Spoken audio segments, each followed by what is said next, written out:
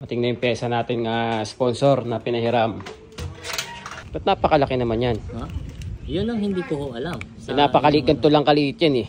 Ewan ko doon sa nagpadal sa inyo. Thank you. Mabigat. So yun shoutout kay Boss Brian Ziger galing sa Nueva Ecija. Meron tayong dito pinahiram na pesa. Maraming salamat boss. Pakalaki naman.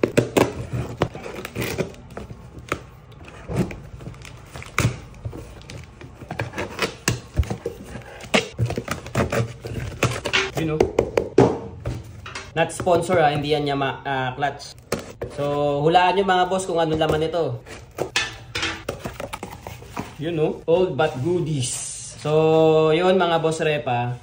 May mabait talagang mga tropa tayo na pinahiram sa atin yung racing magnet, tapos gagawan natin ng adaptation sa pang-jag at pang-dio. PBL nga pala to, galing daw to sa go-kart na racing magnet made by PBL. Ang PBL nga pala mga boss repa ay isang company na gumagawa ng mga flywheel rotor or magneto na specialized in racing magnet. So sikat na sikat to sa Europe at napakaganda ng performance naman talaga at may kamahalan din ng klase ng ganitong racing magnet. So to, sinabi ko kay boss, papahiram niya sa akin, tapos gagawan natin ng adapter plate and papagawan ko ng sleeve.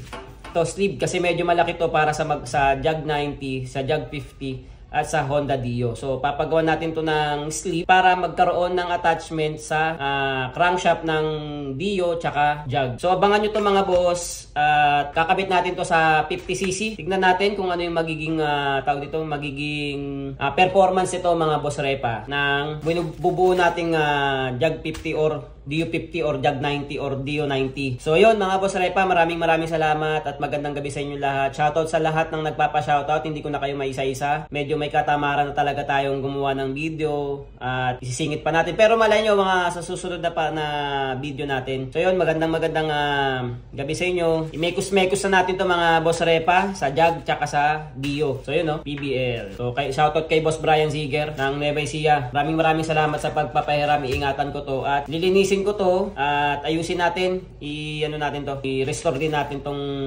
yan.